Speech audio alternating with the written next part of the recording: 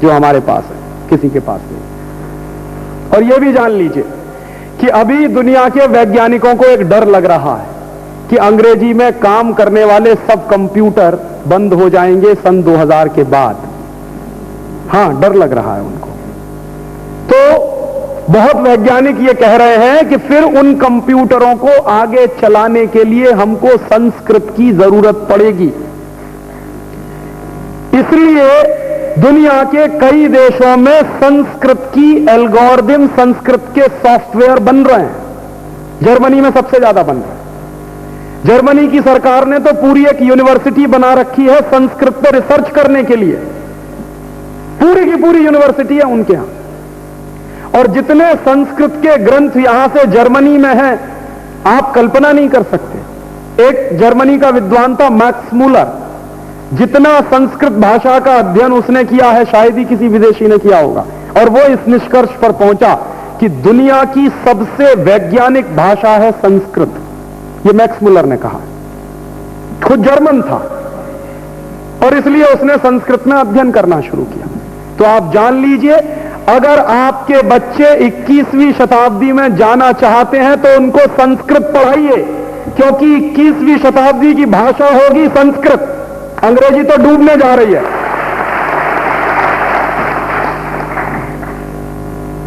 और अंग्रेजी इसलिए भी डूबने जा रही है कि जिन देशों की भाषा है अंग्रेजी, वो देश डूबने जा रहे हैं। सबसे बड़ा देश है अंग्रेजी वाला इंग्लैंड, यूनाइटेड किंगडम या ब्रिटेन। ब्रिटेन डूबने जा रहा है। कैसे? ब्रिटेन में इस समय इतनी भयंकर क्राइसिस है कि पीने का पानी नहीं है। बहुत कम लोग जानते हैं कि इस समय ब्रिटेन में पीने का पानी शराब से महंगा है। पीने का पानी है नहीं, पीने का पानी। तो वहां क्या हो रहा है? टॉयलेट के पानी को 7-7 बार रिसाइकिल करके पीना पड़ता है। यह हालत है उनके देश की। और वहां के वैज्ञानिकों में आजकल एक बहस छिड़ी हुई है कि हमारे पास अरबों डॉलर है और उस अरबों डॉलर से हम कोई ऐसी टेक्नोलॉजी क्यों नहीं बना पाए आज तक के समुद्र के पानी को मीठा बना दे। नहीं कर पाए आज तक, असफल रहे। और जिस देश में पानी नहीं रहता उसकी सभ्यता नष्ट होती है सबसे पहले। जान लीजिए आप, दुनिया की वो सारी सभ्यताएं नष्ट हुई हैं जहां पानी नहीं रहा। हिंदुस्तान के बारे में कहते हैं कि कुछ बात है कि हस्ती मिटती नहीं हमारी। हमारे यहां पानी रहा इसलिए हस्ती हमारी है। और हिंदुस्तान की पूरी सभ्यता पानी पर टिकी हुई सभ्यता है, माने नदियों के किनारे विकसित हुई है। हिंदुस्तान की पूरी सभ्यता नदियों के किनारे विकसित होने वाली सभ्यता।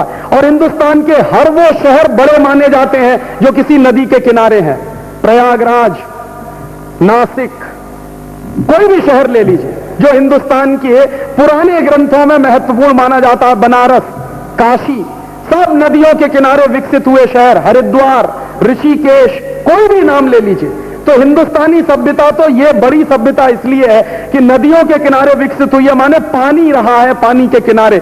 अब ब्रिटेन में पानी ही खत्म हो गया, ग्राउंड वाटर खत्म हो गया।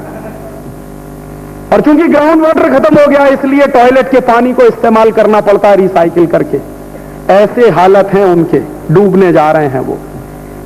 और एक दूसरी बात मैं अमेरिका के बारे में भी कह रहा हूं। अगले 2-3 साल में मैं ऐसा कहता हूं कि नेचुरल करेक्शन ईयर शुरू होने जा रहा है। इस बात को समझिए, कुछ गंभीर सी बात है।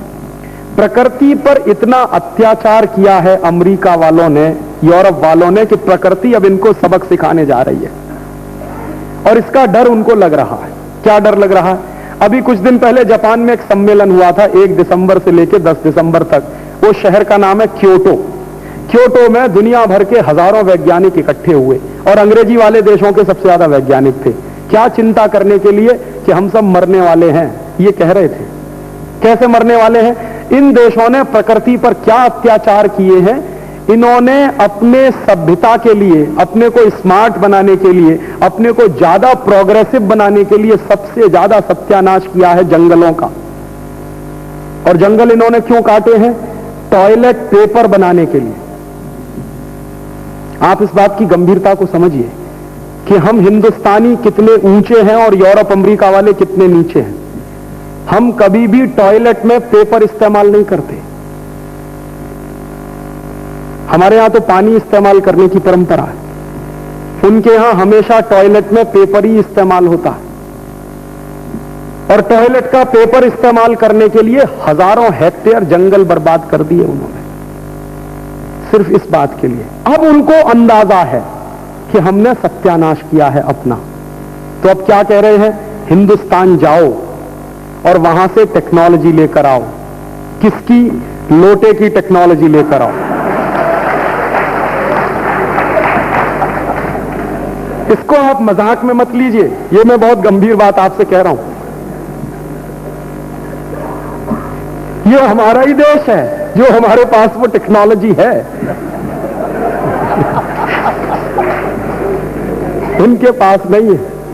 वो जानते ही नहीं कि पानी का क्या इस्तेमाल करते हैं टॉयलेट में, वो जानते नहीं, उनकी प्रॉब्लम है ये। और उस प्रॉब्लम को सॉल्व करने के लिए उनका डेलीगेशन अब हिंदुस्तान आ रहा है। तो मैं ये मानता हूं कि हिंदुस्तान से लोटे एक्सपोर्ट करने का सबसे बड़ा बिजनेस अब शुरू होने वाला है।